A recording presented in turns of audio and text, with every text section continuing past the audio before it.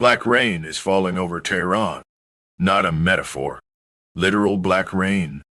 Oil-soaked clouds hanging over a city of nearly 10 million people after wave of American and Israeli strikes turned Iran's oil depots into massive infernos. Smoke is choking the skyline. Fires are burning across industrial districts. Entire sections of the city are covered in thick black ash.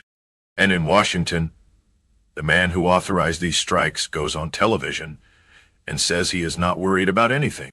That is where we are right now.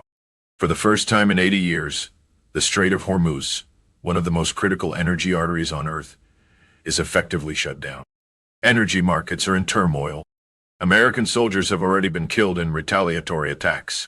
And missiles are now flying across the Middle East from Iran to Israel, from the Gulf to the Levant. Yet the response from Donald Trump was simple. He called it a glitch, a detour. Think about that for a moment. A regional war engulfing the Middle East, described as a detour. Meanwhile, Iran's foreign minister went on American television and delivered a very different message. No ceasefire. Not this time. And that single decision may have changed everything. Because what we are watching now is not just another flare-up in the Middle East. It is the collapse of a strategic assumption that Washington has relied on for decades. The belief that pressure alone would eventually force Iran to fold. But Iran did not fold. Instead, it adapted. Let's rewind for a moment and look at how we got here. The United States and Israel began with strikes on Iranian military targets. Then the attacks expanded to oil infrastructure. Then to facilities connected to energy production and logistics. According to multiple international investigations, one strike even hit a school complex in southern Iran, killing over 100 civilians, including many children. At that point, Iran made a surprising decision. They accepted a ceasefire. They stepped back. They framed their response as defensive and waited for the violence to stop. And for a brief moment it did. But then, the strikes resumed. This time targeting hospitals, refineries, desalination plants, the infrastructure that keeps millions of people alive in an environment where clean water can be more valuable than oil. Iran saw the pattern. They looked at what happened the last time they accepted a ceasefire. And this time they answered with a single word. Asintao. No. Amizor. No. Pacts. And once that door closed, the entire strategic equation changed. Because Iran stopped absorbing punishment and started retaliating. Ballistic missiles, Shahed drones, cluster munitions, targets across Israel and Gulf states. Desalination plants struck in Bahrain, mirroring what had been done to them. The war was no longer contained, and Washington, at least publicly, appeared to have no clear exit strategy. Which brings us to 3 moments from this weekend that reveal just how unstable the situation has become. The first moment was an interview on ABC News. Trump spoke with reporter Mary Bruce and was asked basic wartime questions. Are you worried about retaliation? Are you worried about Americans at home? Are you worried about the economic fallout? His response was direct. He said he was not worried at all. He called the war a detour. And then he went further. He suggested that everything was on the table, including the possibility of ground forces, even special operations inside Iran to seize nuclear materials. But the most revealing line came when he suggested that if Iran selects its next supreme leader without his approval, that leader will not last long. In other words, the United States would effectively choose Iran's leadership. That is not a military strategy. That is regime change rhetoric. And history shows that regime change operations in large, resilient states rarely unfold the way planners expect. The second moment came from Lindsey Graham. During television appearances, Graham framed the war not as a crisis, but as the beginning of something larger. He spoke about expanding the conflict. He suggested Iran would fall, and he even mentioned the possibility of confronting other states afterward. This kind of rhetoric is deeply destabilizing.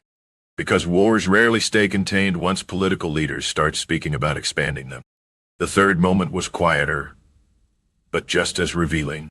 At Dover Air Force Base, the bodies of 6 American service members were returned home. A solemn military ceremony. Yet even there, controversy erupted when television coverage appeared to use footage from an earlier ceremony instead of the current one. Whether intentional or accidental, the incident added another layer of mistrust to an already volatile situation. But while Washington projected confidence, Tehran sent a different signal entirely. Iran's foreign minister appeared on Meet the Press and calmly explained their position. Last time, he said, we accepted a ceasefire. During that pause, the attacks resumed. So this time, there will be no temporary pause. The war ends permanently, or it continues. That is not emotional rhetoric. That is strategic logic. Iran has concluded that the only way to stop the attacks is to make the war too costly to continue. And the early indicators suggest that strategy may already be working. Because shutting down the Strait of Hormuz has enormous global consequences. Nearly 20% of the world's oil supply normally moves through that narrow corridor. Now tanker traffic has nearly stopped. Iraqi oil production has dropped dramatically. Qatar has suspended portions of its natural gas exports. And markets around the world are reacting. Energy prices are rising. Shipping routes are being reconsidered. Insurance costs are increasing, which means this war is no longer just a Middle Eastern crisis. It is becoming an economic one. For ordinary people, that means higher fuel prices, more expensive transportation, and rising inflation across multiple sectors. Once supply chains shift, they rarely shift back quickly. And that damage can last years. So where does this go from here? There are really only 3 plausible paths forward. The first is a negotiated off-ramp. Behind the scenes, pressure from European states, Gulf governments, and global business interests could eventually force both sides toward a real ceasefire. But even if that happens, the trust that once held the regional security structure together has already been broken. The second possibility is regional realignment. Countries across the Middle East may begin hedging their bets, developing closer ties with powers like China or India, rather than relying solely on Washington. That would not mean abandoning the United States entirely, but it would mean the old order, the one where Washington dominated regional security, would no longer exist. And then there is the third scenario: escalation, ground forces, expanded war, regime change attempts in a country of 90 million people with a large military and a long history of resisting foreign intervention. If that happens, the consequences would reshape global politics for an entire generation. One thing, however, is already clear. Whatever the outcome, the Middle East will not return to the structure it had before this conflict began. Too many lessons have already been learned. Iran has learned that restraint can be exploited. Gulf states have learned that their infrastructure is vulnerable. And every medium-sized power watching this unfold has learned a simple truth. Never place your entire security system in the hands of a single external power, because that power may one day make decisions that drag the entire region into war. So the question now is simple. Did Washington break the Middle East?